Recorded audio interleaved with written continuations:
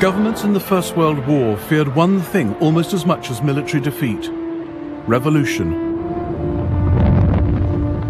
By 1917, with victory on the battlefield still elusive and morale weakening, both sides hoped to bring the enemy down from within.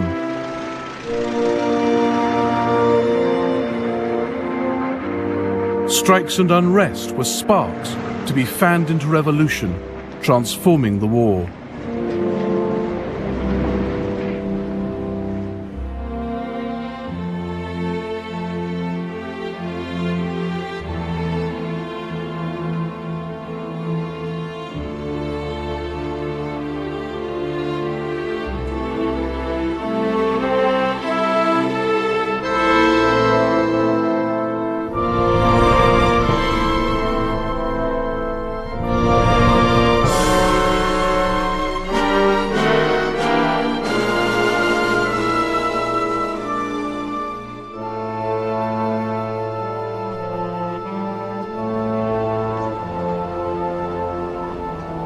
Film from 1917 of one of Germany's wildest dreams coming true. Russian troops stopped fighting on the Eastern Front. It was funny to see our Ivans greeting the Germans. The Germans gave our lads wine and cigars, and they gave the Germans bread.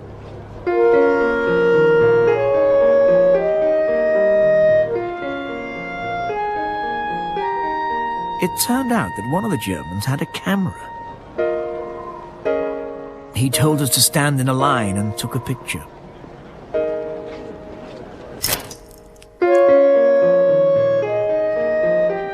Later, the photographer asked our lads to come and collect the photos.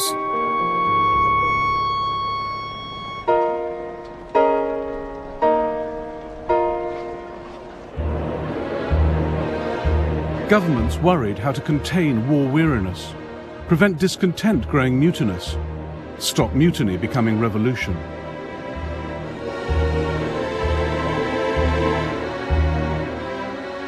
And governments realized that turning this problem on its head offered a startling opportunity.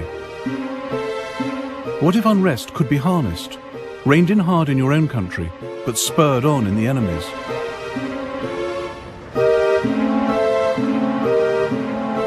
In Guerra and Dublin, Petrograd and Zurich, the Allies and Germans set agents working to exploit unrest and foment revolution. The glittering prize was to turn a whole people against its masters, taking it out of the war completely. In Russia, the Germans pulled it off, backing the Bolsheviks to hijack a spontaneous revolution.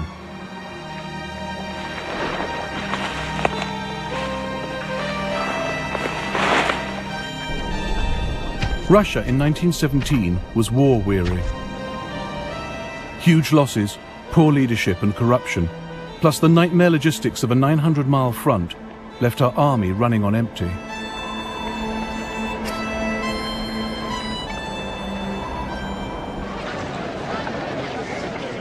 I don't know whether Russia's dream of destroying Germany will ever come true. Probably not. We have nothing to fight with. No rifles, no mortars, no explosives, no boots, no overcoats. Nothing.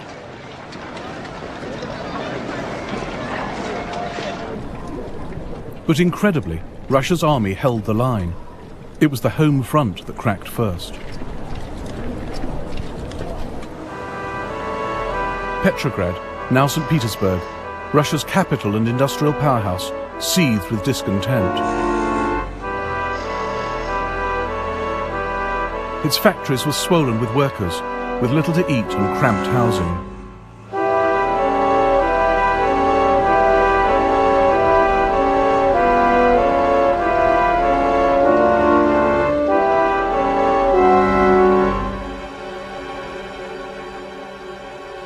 A demonstration on the 8th of March 1917 began peacefully.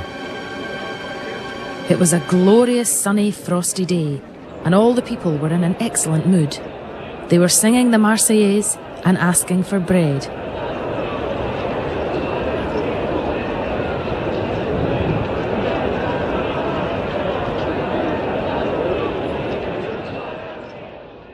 but the Tsar ordered the protests crushed. On Znamenskaya Square, in the heart of Petrograd, the killing began. Sergeant Sergei Kopichnikov was there. The ensign ordered the bugler to play 3 signals. Then he commanded, "Rifles, ready, aim, fire." Everybody scattered. One man was down. A woman fell.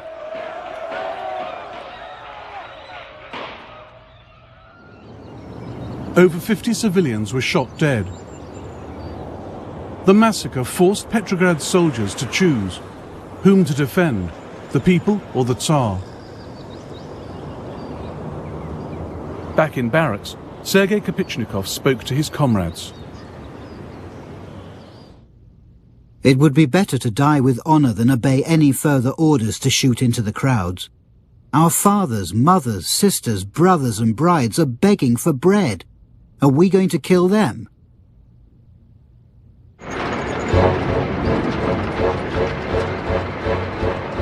They shot their duty officer dead and poured onto the streets, joining other mutineers and workers.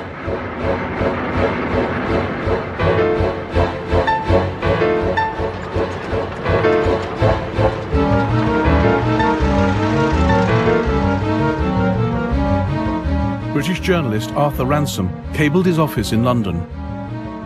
About 200 persons killed. Stop. Local police chief lying dead. Stop. Revolution definitely begun.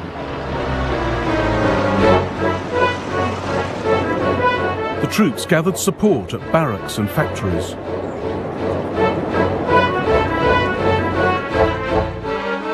They seized the city centre, set up barricades, occupied railway stations and the telephone exchange. Britain's military attaché, Sir Alfred Knox, was in the artillery administration when the building came under attack. Outside came a great disorderly mass of soldiery. All were armed, and many had red flags fastened to their bayonets. Soon we heard the windows and door on the ground floor being broken in, and the sound of shots. Most of the officers were leaving the department by a back door.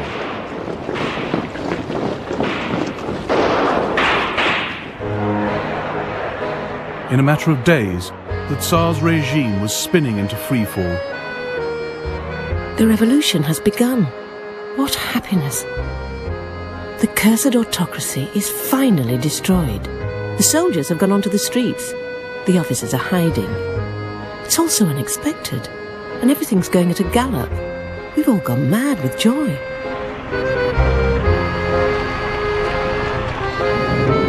Soldiers ordered into the city to restore control simply joined the mutiny.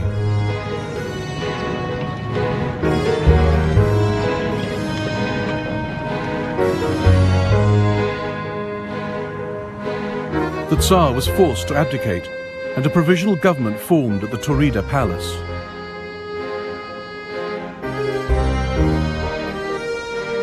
Russia's new rulers had their hands full running a war while riding a revolution.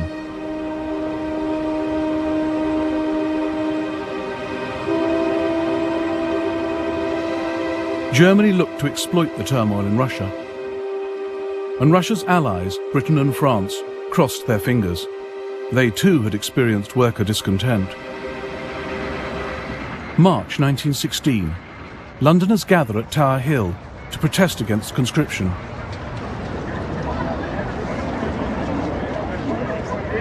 There was also opposition in Scotland, inspired by the fiery speeches of trade union leader Willie Gallagher. Thousands of our fellows have sacrificed their lives fighting against the very Prussianism they now propose to foist upon us here. Workers of the Clyde, you must prepare for action. When this loathsome enemy of freedom raises its head, you must strike, and strike to kill.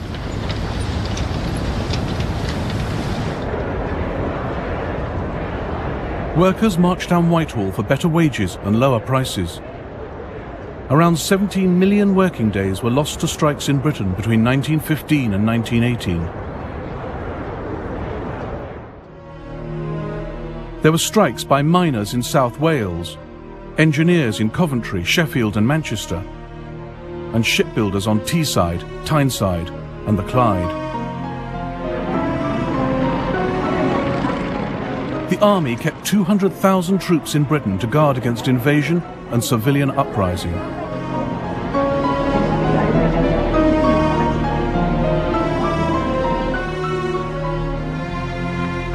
But David Lloyd George, as Minister of Munitions and then Prime Minister, preferred to give in to strikers rather than crush them. Father of the state pension and national insurance schemes, Lloyd George commanded working-class support.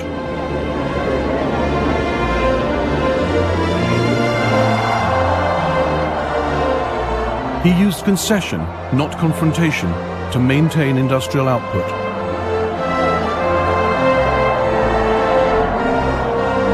Negotiators with the unions were given strict instructions. If a strike appears to be inevitable, all the concessions asked for should be granted. But while Britain kept a lid on unrest, France could not.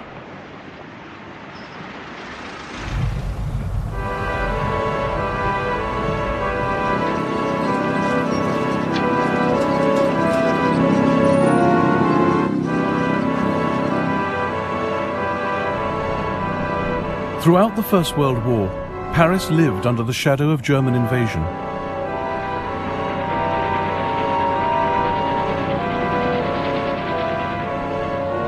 But after 3 winters of fighting, France's stability was being undermined by a wave of stoppages and protests.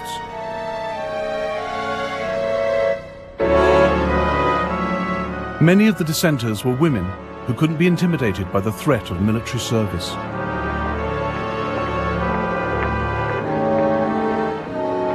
Everybody is complaining in Paris. People are on strike over the price rises and the lack of fuel. Can't you just hear the rising strains of revolution? These troubles are justified, because while the people work themselves to death to scrape a living, the bosses and big industrialists are growing fat in record time. And all we can do is grin and bear it. These ideas did reach the front, but what pushed the French army towards mutiny in 1917 was a history of poorly planned and ill-conducted battles. The final straw was a doomed attack devised by its own commander-in-chief, General Robert Georges Nivelle. The offensive alone can give victory. The defensive gives only defeat and shame. On the 16th of April 1917, Nivelle ordered over 1 million Frenchmen to attack a heavily defended German-held ridge known as the Chemin des Dames.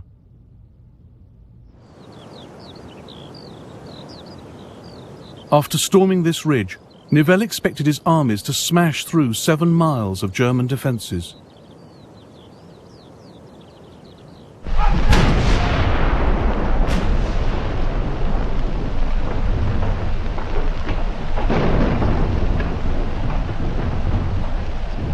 We were faced by a forest of wire. Machine guns appeared everywhere. There were traps of every description. The ground was impassable.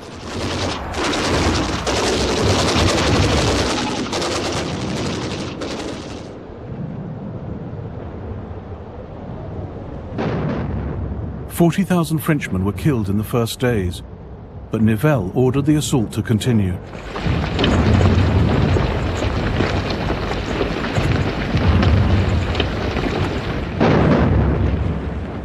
Casualties reached 150,000 by the 5th of May. Then the men snapped. I am one of the most persistent in spreading propaganda. I know that I am risking my hide, but by this means I might save it. My darling, say with me, down with the war that separates us, and long live the revolution that in bringing peace will reunite us. I love you, and I don't want to die.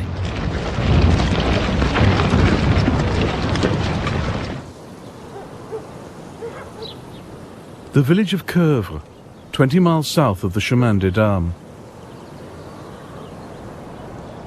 The mayor watched what happened when the 370th Infantry Regiment was ordered to the front.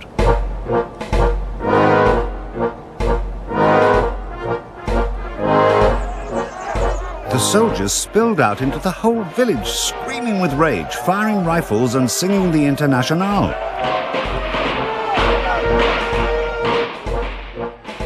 Towards morning, they formed columns and made their way to the woods.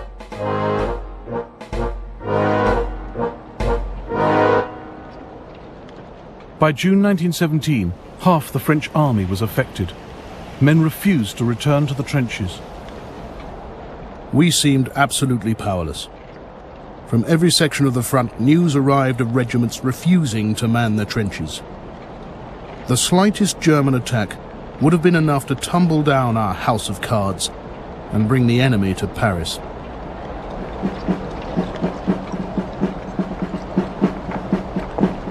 But the Germans had no inkling of the French mutiny.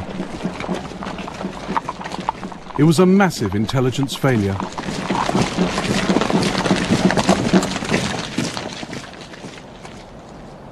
Four days after their mutiny, the troops from Guerra gave themselves up at a nearby village. They emerged from the wood in perfect order, in columns of 4, all flawlessly groomed and polished. The French soldiers' actions were more like a strike than a mutiny. They won important concessions, better leave arrangements, more rest, improved medical conditions.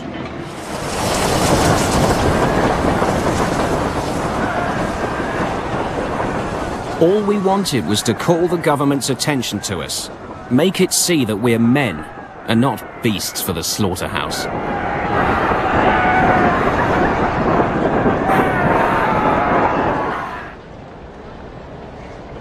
Nivelle was sacked. His replacement, General Philippe Pétain, reversed French strategy, making defense the order of the day. The men were given patriotic instruction and reminded why they were fighting. But Pétain also knew that discipline had to be restored. The tactic was to execute a few, but force thousands to watch.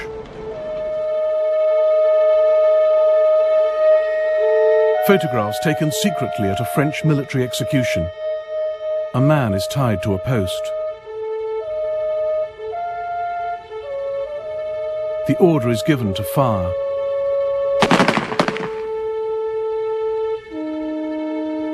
Soldiers are paraded past the body.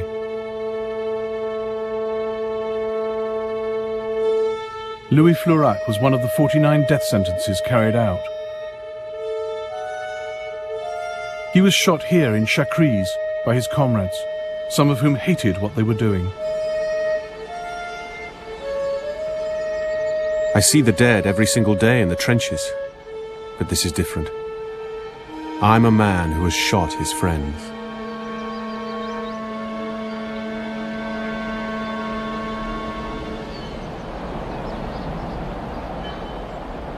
Italy's soldiers were also growing war-weary.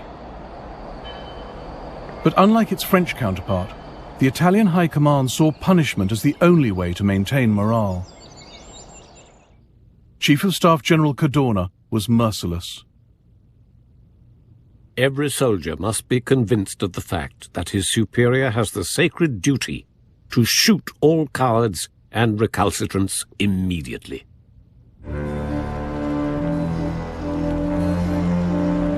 Cadorna's iron grip led to massive discontent. For months it simmered below the surface, until the Battle of Caporetto in October 1917. The Italian army was hit here, in the Isonzo River Valley, by a massive Austro-Hungarian German attack.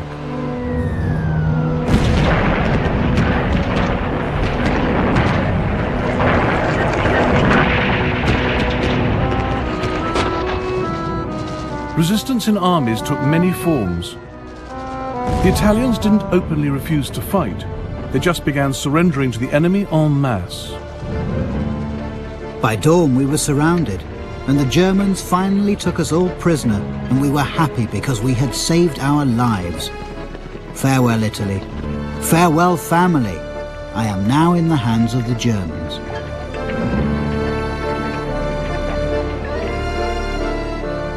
A young lieutenant in the German Alpenkorps, Erwin Rommel, took over 1,000 Italians prisoner without firing a single shot.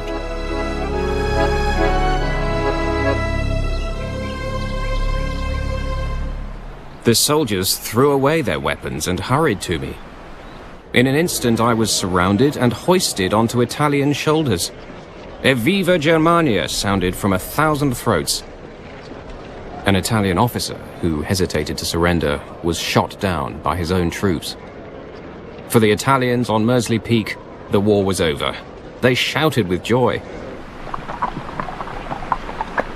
I am writing this at 11 o'clock at night, most comfortably ensconced in the Italian officers' mess. There is a huge stock of delicious wines which we are getting through in record time, so I hope there is no question of a counterattack. We've captured machine guns, heavy artillery, and personal weapons. These are of the highest order, but show little sign of actual use.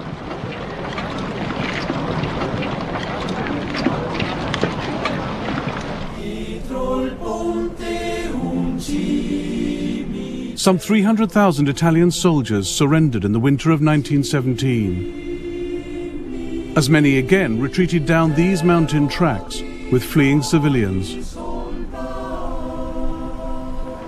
They stroll past with their hands in their pockets. When questioned, they all say that they've pulled out because they were told to. Who told them? No one knows. The next man along. Cimitero di noi soldati, forse un giorno ti vengo a trovare. What a terrible and heart-wrenching sight it was. The poor women with their little ones bundled up, walking towards Italy to save their lives.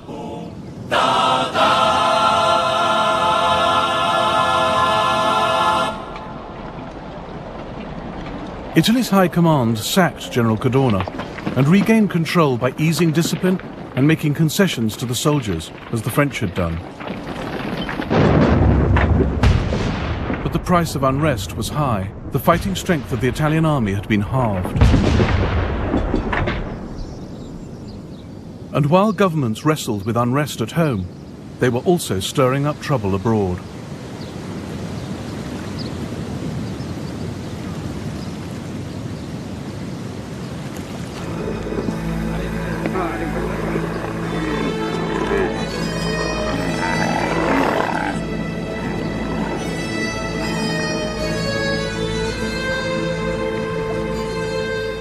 Britain had been plotting to destabilize the Ottoman Empire since the war began.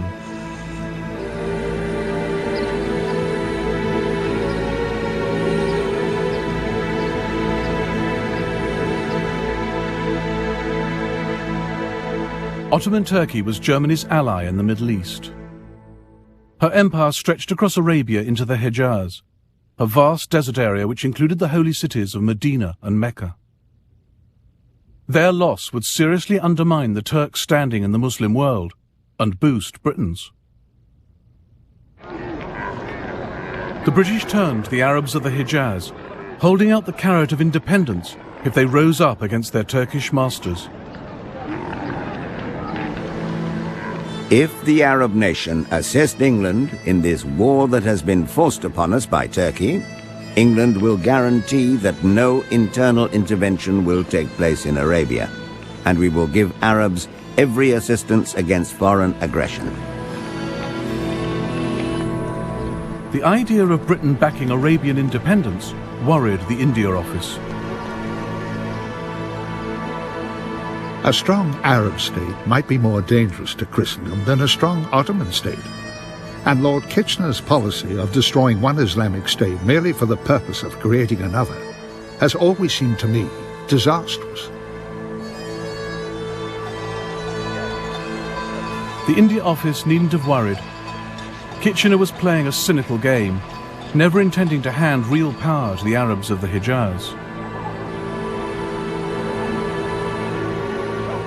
But the British showered the Emir of Mecca, Sharif Hussein, with gold and dropped hints that if all went well, he might realize his dream of becoming leader of the Arabs.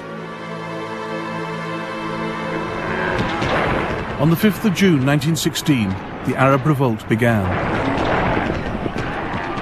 Mecca quickly fell to the rebels, but the main Turkish garrison at Medina held its ground. The Turkish commander, Fahri Pasha, refused to surrender. Until my soldiers are buried under the rubble of Medina, in a crimson shroud of blood and fire, the red flag of the Ottomans shall never be removed from the castle turrets of Medina. The uprising commanded no popular support.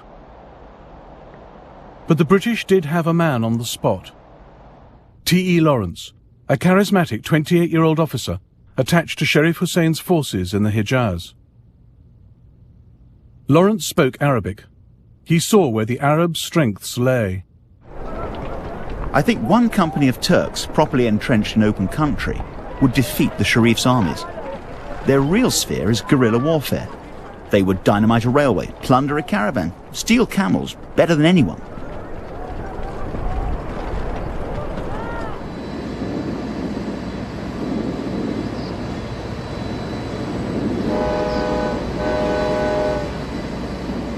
The Turks were most vulnerable along their stretched lines of communication.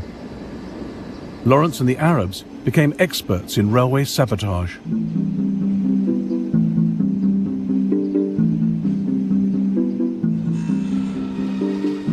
The last stunt was the hold-up of a train. The whole job took 10 minutes and they lost 70 killed. My loot was a superfine red Baluch prayer rug. I hope this sounds the fun it is. It's the most amateurish Buffalo Billy sort of performance.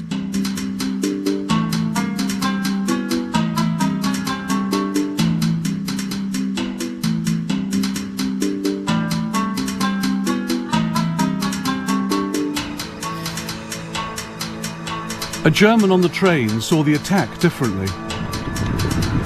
The Bedouin mob came bursting into the carriage to kill and plunder. I could feel the blood pouring down my body, but I was left alone. The thieves' minds were drawn towards looting, having killed 40 men, women and children and taken the rest captive.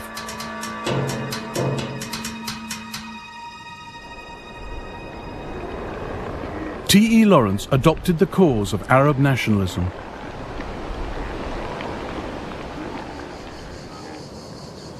I hope that the Turkish flag may disappear from Arabia. It is so good to have helped in making a new nation, and I hate the Turks so much that to see their own people turning on them is very gratifying.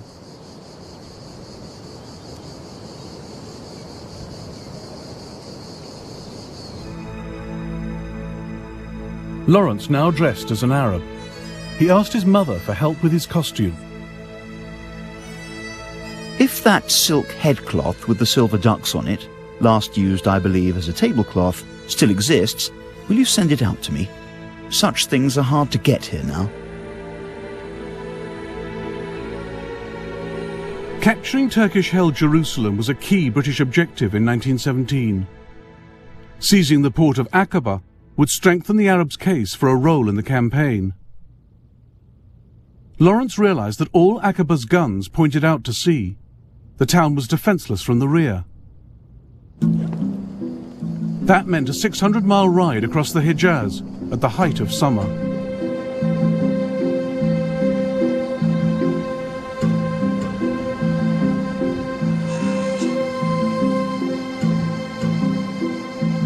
Mudflats are purgatory.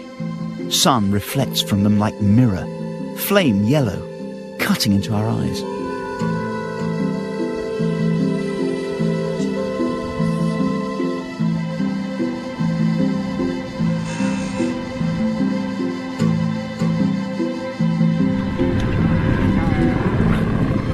Seven weeks later, the Arab force reappeared outside Aqaba, catching the Turks totally off guard.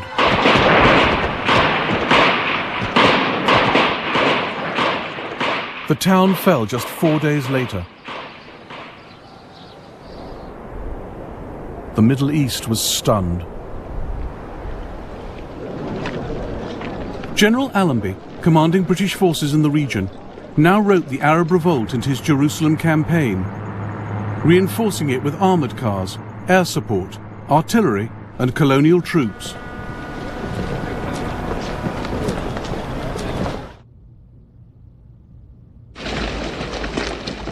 On the 11th of December 1917, Allenby entered Jerusalem on foot with his officers, including Lawrence. The Arabs would find they had won not self-rule, but new masters. Lawrence had known all along that the Arabs of the Hejaz were merely the tools of British subversion, as he admitted long after.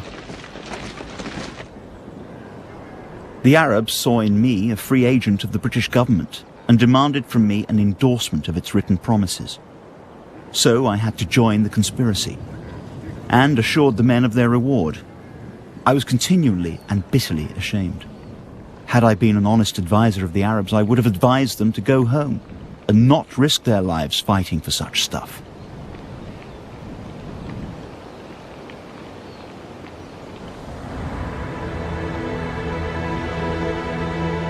While Britain was sponsoring subversion against Germany's ally Turkey, she had her own weak spot right on her doorstep: Ireland.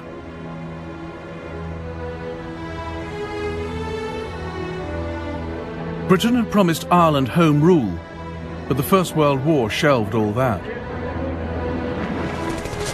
200,000 Irishmen, Catholics and Protestants, would fight for Britain. About 30,000 of them would die.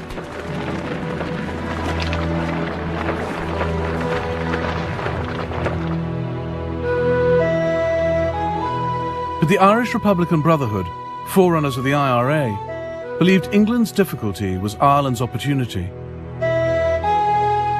Padraig Pearse saw the war as a chance for Ireland to free herself from British rule. The European war has brought about a crisis which may contain, as yet hidden within it, the moment for which generations have been waiting. It remains to be seen whether, if that moment reveals itself, we shall have the sight to see and the courage to do. Germany, for many Republicans, had always been a good place to plot revolution. Erskine Childers was famous in Britain, the country he now sought to undermine. His best-selling novel, The Riddle of the Sands, had warned Britain of the dangers she faced from the German Navy. By July 1914, his sympathies had switched. He put to sea in his yacht, the Asgard, to run guns. He photographed the operation, leaving Hamburg under tow, sailing back to Ireland. His wife and a friend with 2 of the 900 rifles they had collected from Germany. And the scene after Childers docked outside Dublin. Crowds cheer as the guns are driven away by car.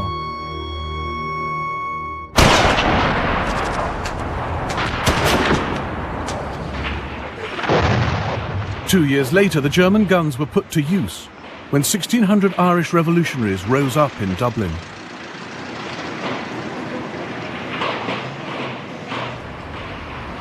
Easter Monday, 1916. Sinn Féiners occupy railway stations, the GPO, and other places. They have blocked the streets nearing Stephen's Green, and are shooting at anyone they see in khaki. We used to think we were clear of the war here in Ireland, but we've certainly got it close enough now.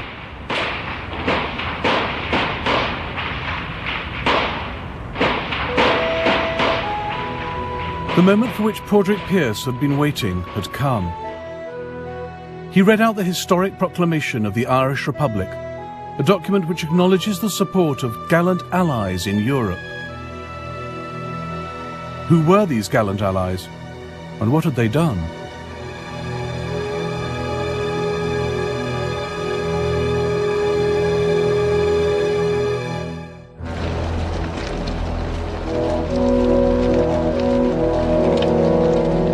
Germany had long seen subversion in Ireland as a way of destabilizing Britain.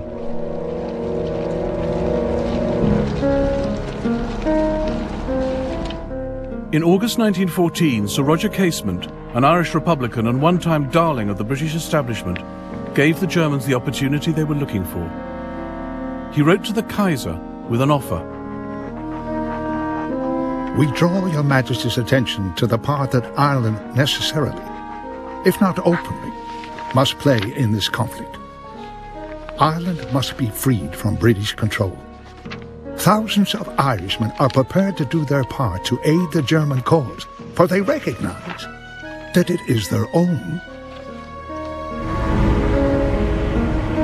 Casement sailed for Berlin in disguise, and in the winter of 1914, he met Arthur Zimmermann, a future foreign minister, and the man in charge of Germany's subversive operations. Zimmermann was impressed by Casement and began to wonder if a small German landing on Irish soil might cause the British massive problems. His diplomats in America raised funds from the Irish community in New York. It is proposed to undertake an invasion with 25,000 troops with 50,000 extra guns. Then undoubtedly the cooperation of all Irish in the British Army will follow. There is strong friction between Irish and English in northern France. Zimmermann's uprising was to be four-pronged. The dispatch of German weapons to Irish rebels, the landing of a German expeditionary force on the west coast, German submarines to seize Dublin harbour, and diversionary Zeppelin bombing raids on London.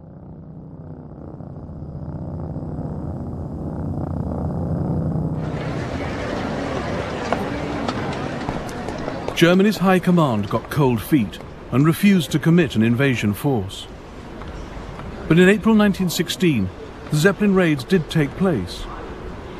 A submarine was sent to the west coast, and an arms boat carrying 20,000 rifles, 10 machine guns and 1 million rounds of ammunition was dispatched for Ireland under the command of Captain Carl Spindler. Gradually rising out of the water was Inishtushkat Island, our rendezvous. Within half an hour at the latest, the pilot boat must make her appearance.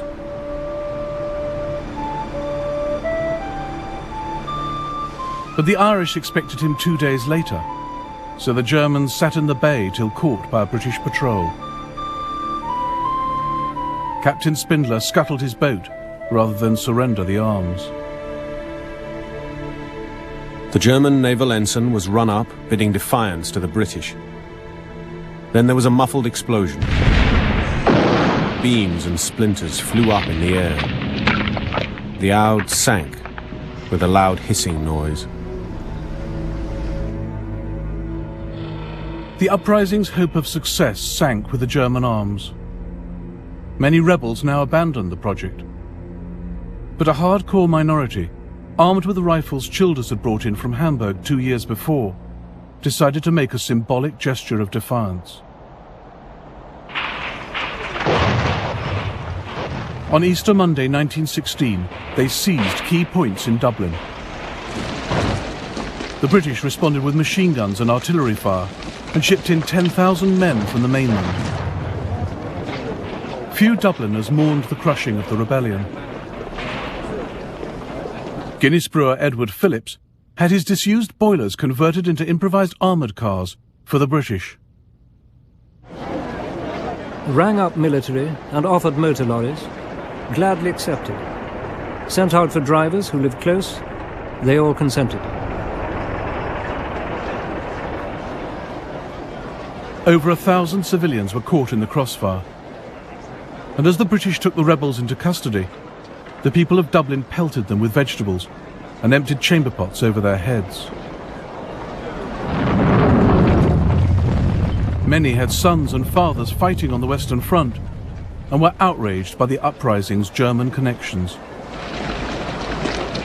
But now the British made a terrible blunder, throwing away their moral authority and transforming the Easter Rising into the seminal event of Irish statehood.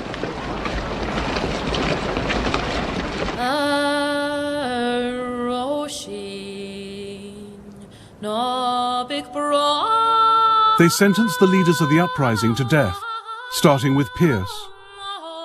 He admitted to the court I asked for and accepted German aid in the shape of arms and an expeditionary force. My aim was to win Irish freedom. Over 10 days, the men were brought into the execution yard at Kilmainham Jail and shot.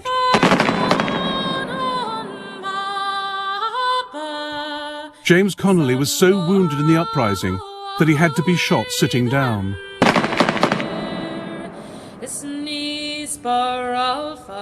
Dublin fell silent as Britain turned 16 men into martyrs. People who had thrown rotten fruit at them now saw them as heroes. Britain turned the failed uprising into a national cause. Zimmermann's next challenge was in a different league.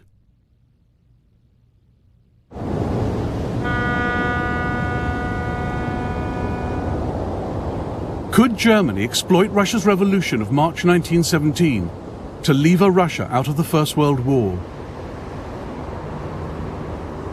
Almost all the ingredients were in place. A major civilian uprising, restless troops at the front, and a toothless leadership in the rear. The Germans lacked just one piece of the jigsaw, a charismatic leader. But they had someone in mind. Vladimir Ilyich Lenin was leader of the Bolsheviks, a small group of extreme Russian radicals. They'd spent many hours over the past 14 years plotting revolution in coffee houses and prison cells. When at last it came, they were caught on the hop. Stalin was in Siberia, Bukharin was in New York, and Lenin was in Zurich.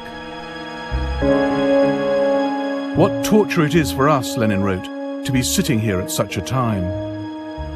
He knew the Allies would never allow him passage. The obvious route lay through Germany and Sweden. But would Germany let him through? German agents had long been watching Lenin. They knew he wanted their enemy Russia out of the war. Lenin's strong side is his organizational talent. He possesses the most brutal and relentless energy. Lenin's view is, it doesn't matter who wins the war. The defeat of Russia is preferable, victory worse. Zimmermann counseled the Kaiser to approve Lenin's passage. Since it is in our interest that the influence of the radical wing of the Russian revolutionaries should prevail, it would seem to me advisable to allow transit.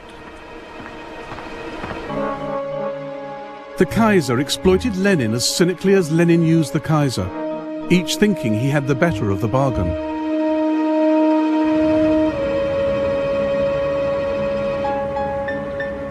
On the 10th of April 1917, Lenin, his wife Nadezhda Krupskaya, and his former mistress, Inessa Armand, boarded the train for Germany with other Bolsheviks. The Kaiser's paying for the journey, jeered rival Russian socialists. He'll be hanged as German spies. Lenin stood listening and smiled. "Hiss as much as you like," he said. "We Bolsheviks will shuffle your cards and spoil your game."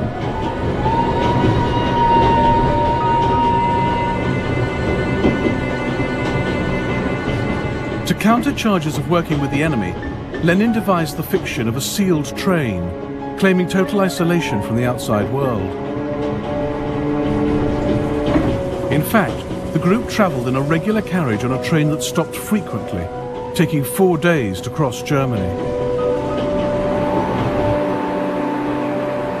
Though the train halted in Berlin, there's no evidence that Lenin met any German representatives.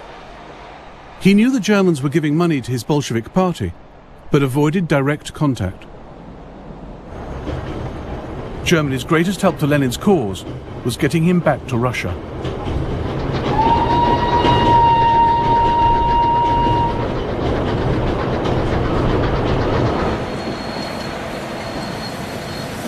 The night he arrived in Petrograd, Lenin addressed the crowd. Some were hostile. Ought to stick our bayonets into a fellow like that. Must be a German. But Lenin was soon winning converts, as Countess Irina Skaryatina saw. Lenin is bald, terribly ugly, wears a crumpled old brown suit, speaks without any oratorical power, more like a college professor giving a lecture. Yet what he says drives the people crazy. And what he said was, end the war, and by doing so give the people what they want, and what the provisional government had failed to deliver: peace, land, and bread.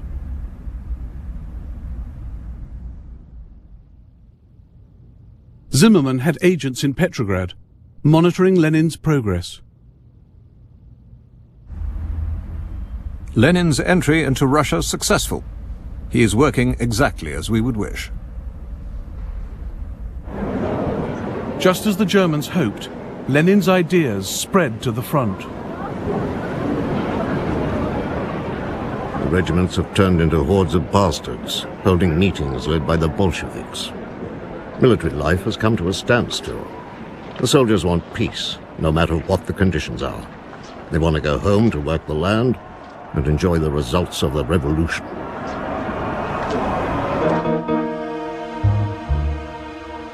On the 18th of June 1917, news of secret German funding of the Bolsheviks leaked. Lenin fled the city, heavily disguised. But the Bolsheviks countered claims that Lenin was a spy, using printing presses bought with German money. And they set about building worker support, helping arm the most militant to create the Red Guard.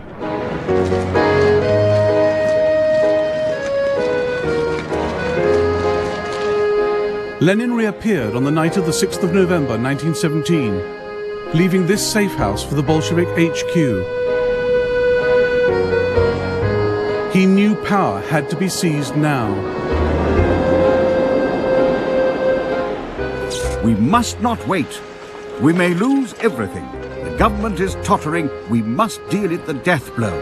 To delay action is the same as death. Journalist John Reed was at the HQ. In the hall, I ran into some of the Bolshevik leaders. One showed me a revolver. The game is on, he said, and his face was pale. Throughout that night, the Bolsheviks secured key points across Petrograd, with hardly a shot fired.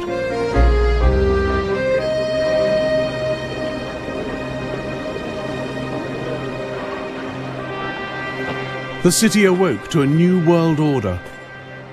I've just heard some stunning news. The provisional government has been overthrown. The telegraph wires are buzzing with decrees of the new Bolshevik government. All land is to be transferred to the people.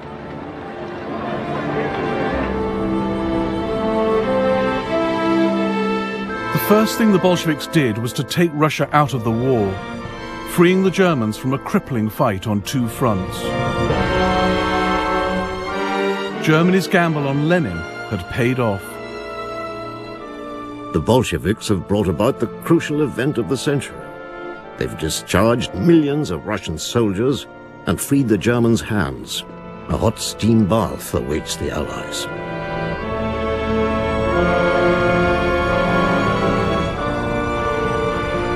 Revolution and subversion had released 44 German divisions for the Western Front. Germany now had a chance to win the First World War.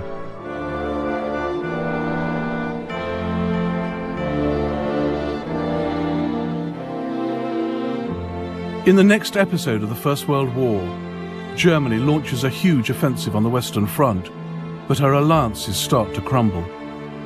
It will be a race between victory and collapse.